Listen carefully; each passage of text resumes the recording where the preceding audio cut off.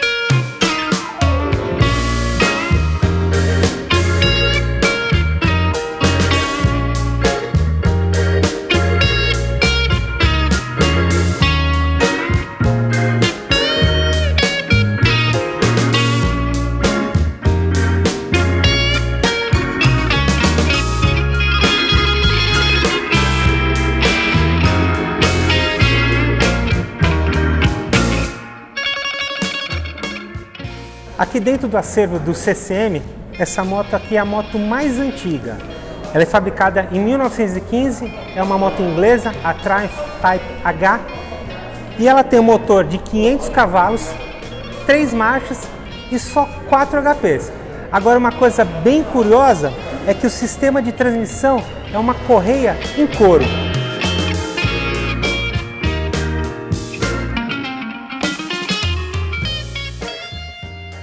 E aqui no museu, uma área dedicada ao motocross, que tem 50 anos de Brasil.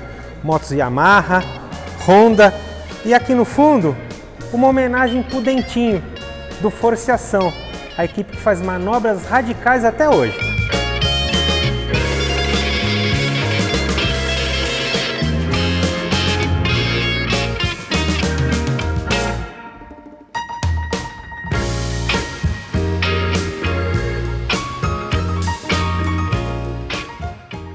Todo mundo acha que a indústria de duas rodas chegou com Yamaha e Honda.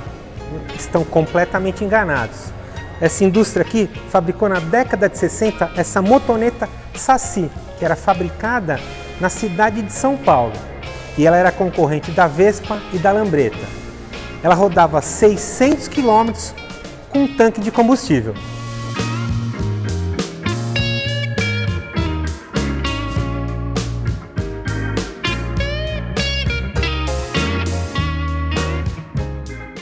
O sobrenome Fittipaldi está muito ligado aos esportes de motor e principalmente com o automobilismo. Mas dá uma olhada aqui, ó. É uma ficha de inscrição do Emerson Fittipaldi na Federação Paulista de Motociclismo. O Emerson começou na moto velocidade, só que um dia ele chegou em casa, contou para a mãe dele que estava correndo de moto. O que aconteceu? Ele tomou uma surra de vassoura. Ainda bem, porque a partir daí a gente ganhou um bicampeão mundial de Fórmula 1, de Fórmula Indy, e tem o seu nome registrado no automobilismo mundial.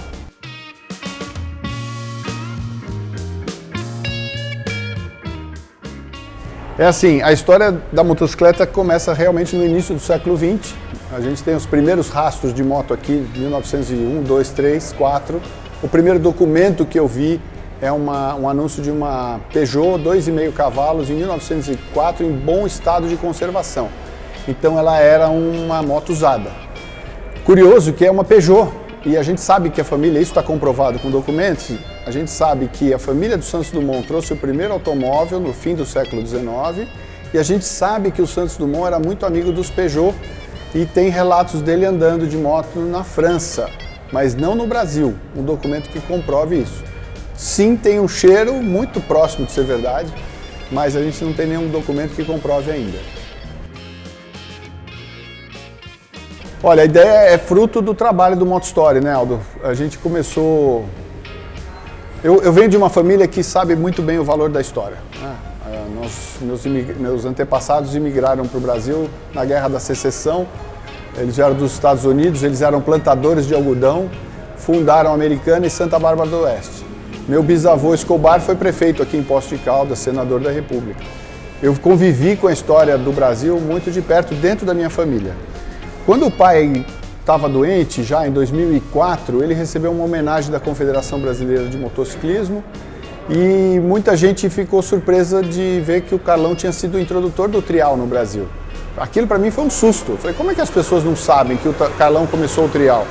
Isso é tão próximo da gente, né? E ali nasceu a fagulha para construir esse trabalho. O pai faleceu em 2006, a gente tinha ideia de escrever junto um livro, acabou não acontecendo, e eu resolvi que isso ia virar trabalho de verdade. Fui registrar a marca Motostory, demora anos para você receber, comecei um trabalho de garimpagem, reuni documentos, né? Eu precisava dos documentos para poder comprovar essa história.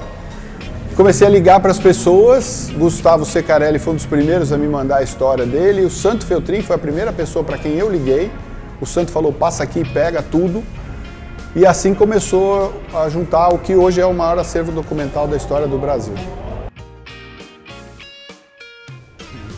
Olha, só para entender, quando eu abordava as pessoas no começo, elas me perguntavam, mas o que você quer fazer com o documento? Eu falei, eu preciso de documento para poder contar a história. Mas você vai fazer o que com isso? Eu falei, olha, depois que tiver a história na mão, nós vamos fazer livro, nós vamos fazer exposição, nós vamos fazer documentário, nós vamos fazer um filme para o cinema, nós vamos fazer 1000 coisas, eu preciso dos documentos antes. E um dia nós vamos ter um lugar para contar essa história, nós vamos fazer uma exposição, nós vamos ter um lugar.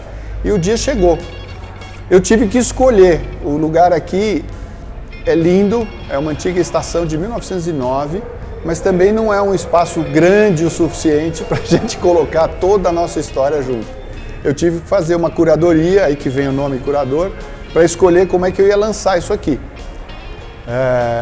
Aí foi pincelar dentro desses milhares de documentos que vieram para mim, quais documentos eu poria na parede.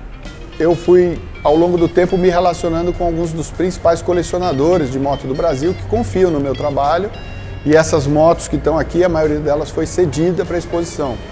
Então, Justiniano Proença, do Moto Classic Museum, presidente do Veteran, o próprio Alexandre Zaninotto, da Remasa, que é nosso apoiador, o Dirk Oliver, que tem algumas BMWs muito raras, Roberto Keller, dono dessas TZs que estão aqui, a TZ do Netinho é do Zaninotto, o Zé Diego me cedeu o ciclomotor dele, nós fizemos a réplica do Alexandre Barros, as CGs vieram do Cláudio Schnabel e da coleção do Justiniano, a Yamaha nos cedeu a MT-07 campeã de Pikes Peak em 2019, Marcelo Peixoto cedeu a Triumph 1915, a moto mais antiga aqui, Fábio Wolff, aquela YZ 250J, igual a do Nivanor Bernardi.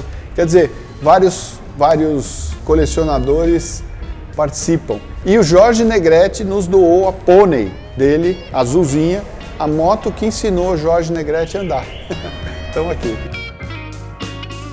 São 3 áreas principais, nós estamos aqui no Hall da Fama, nas paredes tem os nomes que se destacaram na indústria, no comércio, na imprensa, no esporte, e esse Hall da Fama é uma provocação.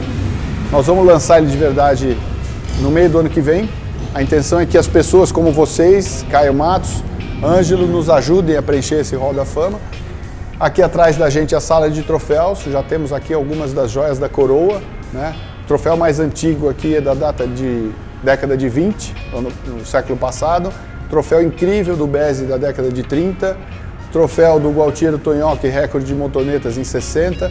Tem muita coisa importante aqui, assim como alguns dos capacetes dos nossos ídolos, né? O capacete da vitória do Alexandre Barros em 93 está aqui, o que estava na cabeça dele. Então, e atrás de você está o Salão Nobre, que é a maior área de exposição, onde a gente tem o descritivo linear, uma linha do tempo, contando a história do motociclismo e do ciclismo brasileiro. A exposição está composta pela maioria de motos cedidas, então nós vamos ao longo do ano que vem mudar essa exposição pelo menos 3 vezes. Então é bom que vocês venham e voltem, porque vai ter mais coisa. Aqui, para a estreia, a TZ 1975, que pertenceu a do Celso, foi restaurada pelo Roberto Keller. Eu participei da história dessa restauração, muito orgulhosamente. Isso aqui é a moto mais incrível que poderia ser adquirida naquele tempo. É um chassi Nico Baker holandês, uma TZ 350, tanque de alumínio, o que melhor havia naquela época. E a do Celso foi o primeiro brasileiro a vencer uma etapa do Mundial, em 1973, Jarama. Aqui a TZ 250 do Netinho, a moto que venceu Daytona em 1983. Também é a própria, não é uma réplica. Essa moto veio para o Brasil depois que ele venceu a prova. Ele sofreu um acidente em Interlagos, vendeu a moto, ela se perdeu no tempo, foi encontrada, identificada e restaurada. Tem um detalhe interessante da restauração. Não tem o paralama dianteiro.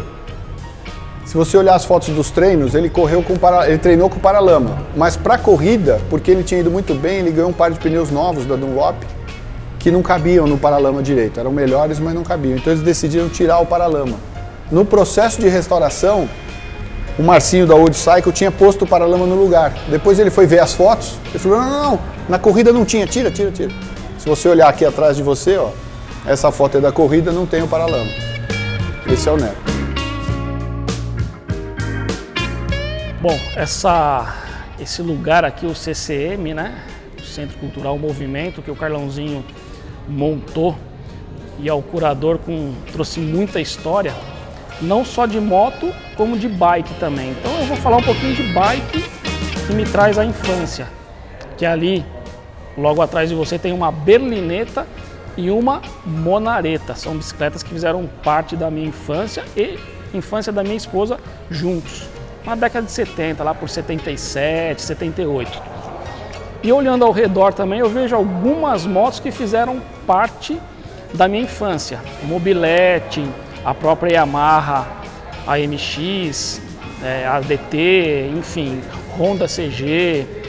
Aqui é um lugar que te traz de volta várias memórias. Enfim, tá fantástico esse lugar. Recordar é viver e viver é recordar sempre. Quer conhecer um pouco da nossa história, da bicicleta, da motocicleta no Brasil? Vem para Socorro, aqui no Centro Cultural Movimento. A gente abre de quarta a domingo, temos uma belíssima choperia aqui no deck, choperia Duas Rodas, inaugurou junto com o Centro Cultural, dá para passar o dia aqui.